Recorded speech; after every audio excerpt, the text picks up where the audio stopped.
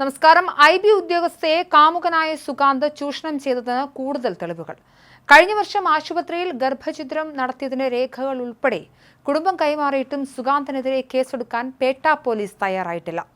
യുവതി മരിച്ച് 10 ദിവസം കഴിഞ്ഞിട്ടും അന്വേഷണം തുടരുകയാണെന്ന മറുപടി മാത്രമാണ് പോലീസിൽ നിന്നും ലഭിക്കുന്നത്. സുകാന്ത് ഇപ്പോഴും ഒളിവിലാണ്. സുകാന്തിനെതിരെ പോലീസ് ലുക്കൌട്ട് നോട്ടീസും പുറത്തിറക്കി. വിമാനത്താവളങ്ങൾ വഴി രാജ്യം വിടുന്നത് തടയാനാണ് നടപടി. പോസ്റ്റ്മോർട്ടം റിപ്പോർട്ട് ഉടൻ കുടുംബത്തിന് ലഭിക്കും. ഇതിനുശേഷം DGPയെ നേരിൽ കണ്ട് പരാതി കൊടുക്കുന്നതുൾപ്പെടെയുള്ള തുടർ നടപടി ആലോചിക്കുമെന്നും കുടുംബാംഗങ്ങൾ പറഞ്ഞു. ഒരു കൂട്ടുകാരിക്കൊപ്പമാണ് ആശുപത്രിയിലെത്തി ഗർഭഛിദ്രം നടത്തിയതെന്നാണ് പോലീസ് കണ്ടെത്തിയത്.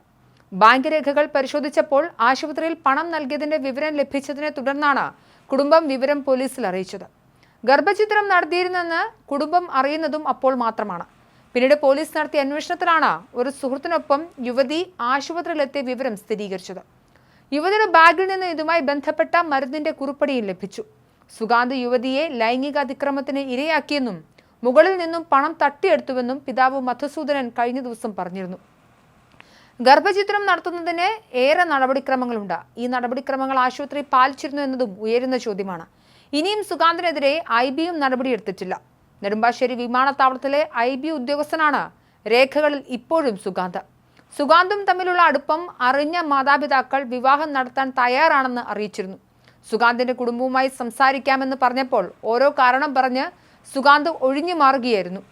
സുകാന്തിന്റെ പിതാവിന്റെ ശസ്ത്രക്രിയ ഉൾപ്പെടെയുള്ള കാരണങ്ങൾ പറഞ്ഞാണ് ഇത് നീട്ടിക്കൊണ്ടുപോയത്. ഇതോടെ എന്തെങ്കിലും തീരുമാനമാകുന്നതുവരെ ബന്ധം തുടരുന്നതിനെ യുവതിയുടെ മാതാപിതാക്കൾ വിലക്കിയിരുന്നു. കുറച്ചുകൂടി സമയം വേണമെന്നാണ് യുവതി മാതാപിതാക്കളോട് ആവശ്യപ്പെട്ടിരുന്നത്. എന്നാൽ ഇതിനിടെ ഇരുവരും തമ്മിലുള്ള ബന്ധത്തിൽ വിള്ളൽ വീണതാകാം യുവതിയെ മരണത്തിലേക്ക് നയിച്ചതെന്നാണ് കരുതുന്നത്. മരണ ദിവസം രാവിലെയും യുവതി അമ്മയുമായി ഫോണിൽ സംസാരിച്ചിരുന്നു. ഒരു തരത്തിലുമുള്ള പ്രശ്നമുള്ളതായി യുവതി പറഞ്ഞിരുന്നില്ല.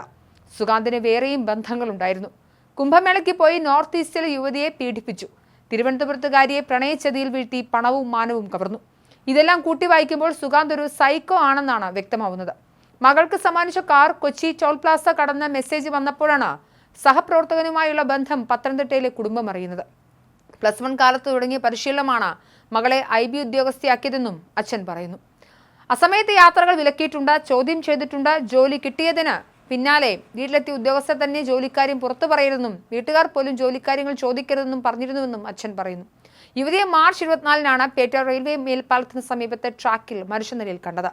നൈറ്റ് ഡ്യൂട്ടി കഴിഞ്ഞ് രാവിലെ വിമാനത്താവളത്തിൽ നിന്നിറങ്ങിയ യുവതി തിരുവനന്തപുരത്തേക്ക് വരികയായിരുന്ന ജയന്തി ജനത എക്സ്പ്രസിന് മുന്നിലാണ് ചാടിയത്. ജീവനെടുക്കുന്നതിന് തൊട്ടു മുൻപ് പാളത്തിലൂടെ നടക്കുമ്പോൾ 4 തവണയാണ് യുവതിയും സുകാന്തുമായി സംസാരിച്ചതെന്നും പോലീസ് പറയുന്നു. ഫോൺ രേഖകൾ പരിശോധിക്കുമ്പോൾ 8 സെക്കൻഡ് വീതം മാത്രമാണ് ഈ വിളികൾ നീണ്ടിട്ടുള്ളത്. ഈ ഫോൺ വിളികൾ എന്തിനായിരുന്നുവെന്ന് എന്തായിരുന്നു ലക്ഷ്യമെന്നുമാണ് കണ്ടെത്തേണ്ടത്.